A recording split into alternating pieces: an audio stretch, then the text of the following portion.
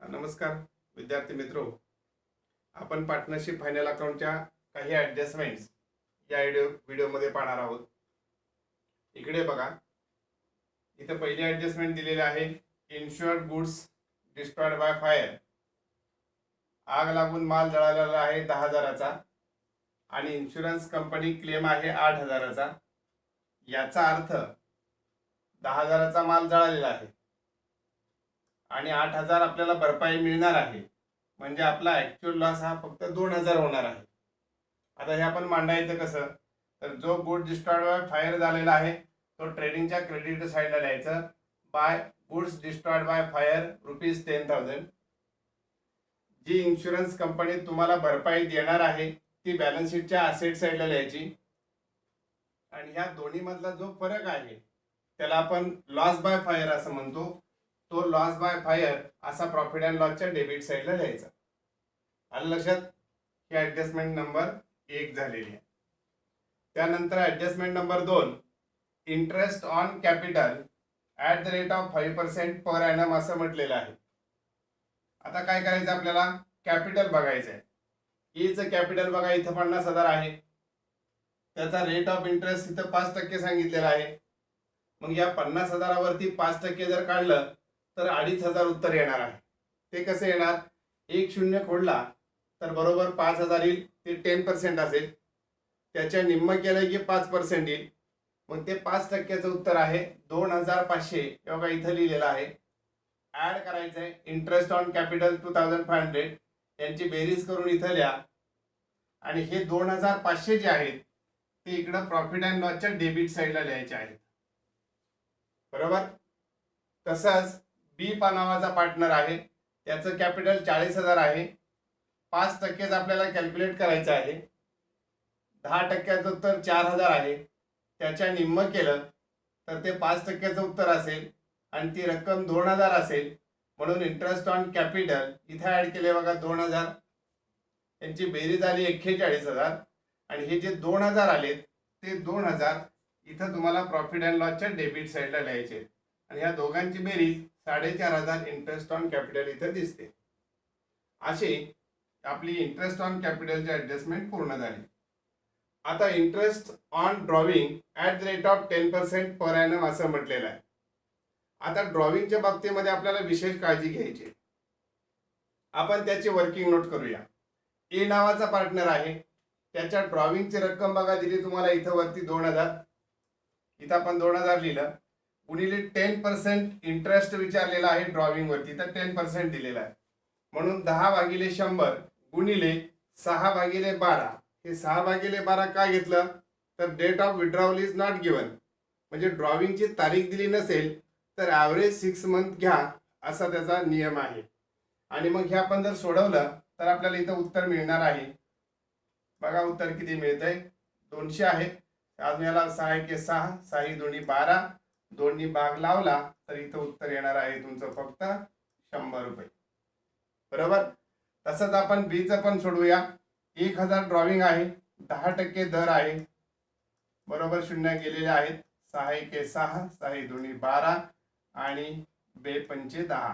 म्हणजे किती रुपये असायला पाहिजे इथं, 50. आता आपण जे उत्तर काढलेलं आहे त्याचे 2 परिणाम करूया. पहिल्यांदा एचं ड्रॉविंग बघा, लेस इंटरेस्ट ऑन ड्रॉविंग वजा करायचं आहे 100 रुपये. त्यातून वजा करूया. 100 वजा केले की 50,400 येतील. आले. नंतर दुसऱ्या पार्टनरचं उत्तर आहे 50 रुपये. ते आपल्याला लेस करायचं आहे. लेस इंटरेस्ट ऑन ड्रॉविंग रक्कम आहे 50. याची जर वजाबाकी केली तर 40,950 येईल. आता हे 50 रुपये इथले आणि हे 100 रुपये जे इंटरेस्ट ऑन ड्रॉविंग आलेला आहे त्याचा आपल्याला सेकंड इफेक्ट करायचा आहे. तो सेकंड इफेक्ट प्रॉफिट अँड लॉसच्या क्रेडिट साईडला असतो. इथं म्हणायचं आहे इंटरेस्ट ऑन ड्रॉविंग ए आणि बी. एचं इंटरेस्ट ऑन ड्रॉविंग आहे 100 रुपये आणि बीचं आहे 50 रुपये. यांची बेरीज करून लिहायची आहे बाहेर 150 रुपये. लक्षात आलं? या दोन्हीच्या दोन्ही ॲडजस्टमेंट अतिशय महत्त्वाच्या आहेत. आपण इंटरेस्ट ऑन ड्रॉविंग काढताना 6 महिन्याचा रूल वापरलेला आहे, कारण ड्रॉविंगची तारीख दिलेली नाही म्हणून. ओके.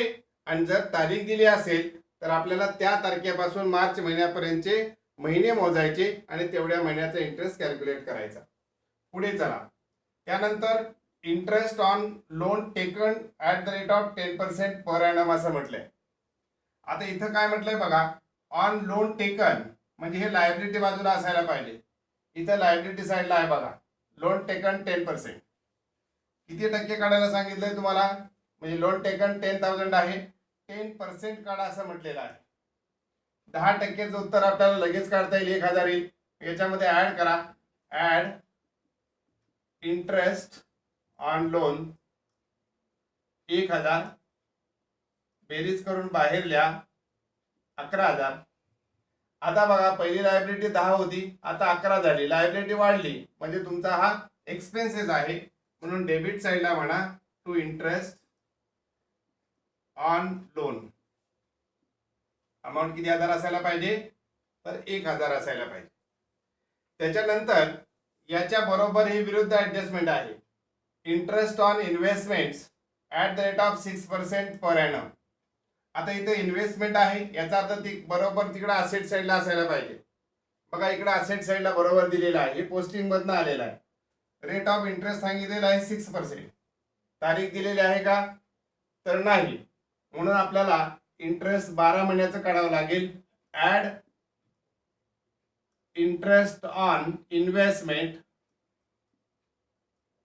इंटरेस्ट ऑन इन्व्हेस्टमेंट 6% काढायचं आहे. मगाशी ठरल्याप्रमाणे बघा 10%, 1% इंटू 6 करायचं, 6 दुनी 12, 1200 रुपये आलेला आहे. इथं आपल्याला 1200 रुपये लिहावं लागेल. ऍड करायला सांगितलेलं आहे, म्हणून 21,200. आणि या 1200चा दुसरा इफेक्ट प्रॉफिट अँड लॉस अकाउंटच्या क्रेडिट साईडला, कारण इन्व्हेस्टमेंट इन्क्रीज झालेली आहे. इथं म्हणा इंटरेस्ट ऑन इन्व्हेस्टमेंट रक्कम आहे 1,200. आता इथं तुम्हाला इन्व्हेस्टमेंट वरती ऍडजस्टमेंट आहे, तशीच ऍडजस्टमेंट या बाजूला लोन वरती पण असते. इथं लोन गिवन असतं किंवा गव्हर्नमेंट बॉन्ड असतात, सेम ऍडजस्टमेंट तशीच, फक्त इथले इन्व्हेस्टमेंटचे नाव बदलतात. कधी इन्व्हेस्टमेंट असतं, कधी गव्हर्नमेंट बॉन्ड असतं, कधी लोन गिवन असतं.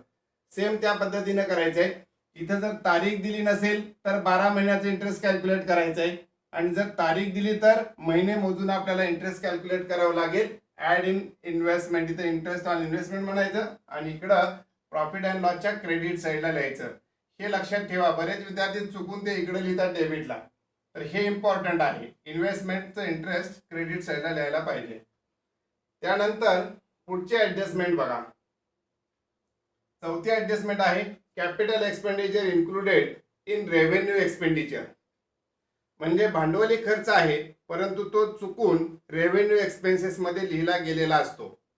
बहुतेक वेळा ही ऍडजस्टमेंट वेजेस वरती असते. मग आपण काय करूया, तर प्राथमिक स्वरूपात इथं वेजेस घेऊया. वेजेस हे समजा ट्रायल बॅलन्स मधूनच तुम्हाला इथं 12,000 दिलेलं आहे, आणि ऍडजस्टमेंट मध्ये काय सांगितलेलं आहे ते बघा. खाली मी ऍडजस्टमेंट लिहिलेली आहे, wedges paid for installation of machinery but wrongly included in wages ₹2,000 असं दिलेलं आहे. म्हणजे मशिनरी बसवण्यासाठी जो खर्च आलेला आहे तो चुकून वेजेस मध्ये गेलेला आहे. मशिनरी बसवण्यासाठी येणारी मजुरी वेगळी आणि चालवण्यासाठी येणारी मजुरी वेगळी. बसवण्यासाठी मजुरी आली असेल तर तो कॅपिटल एक्सपेंडिचर असतो, पण तो चुकून इथं ऍड झालेला आहे. म्हणजे इथं म्हटलंय बघा, wedges paid for installation of machinery but wrongly included in wages. म्हणजेच कॅपिटल एक्सपेन्सेस हा रेव्हेन्यू या गटात मोडतो आलेला आहे. ही डेबिट साईड जी तुम्हाला दिसते हे सगळे रेव्हेन्यू एक्सपेन्सेस असतात, आणि असेट बाजू जी आहे हे कॅपिटल एक्सपेंडिचर असतात या बाजूला. म्हणून इथं वेजेस मधनं आपल्याला लेस करायचं आहे. इथं म्हणायचं आहे लेस लेस. आता इथं कशासाठी वेजेस दिलेलं होतं, तर इन्स्टॉलेशन साठी, पण इथून मायनस करायचं आहे इन्स्टॉलेशन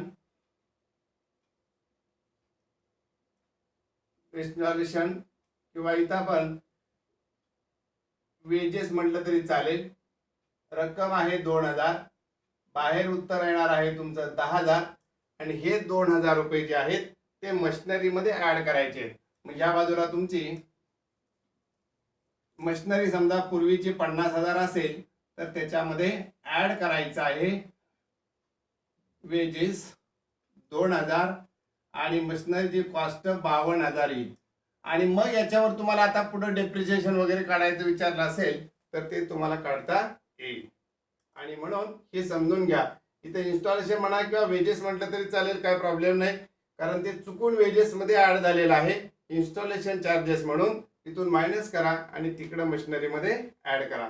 अशी आपली चौथी ऍडजस्टमेंट पूर्ण झालेली आहे. ठीक आहे. यानंतरच्या ऍडजस्टमेंटसाठी आपण पुढचा एक व्हिडिओ तुम्हाला अपलोड करण्यात येईल. थँक्यू.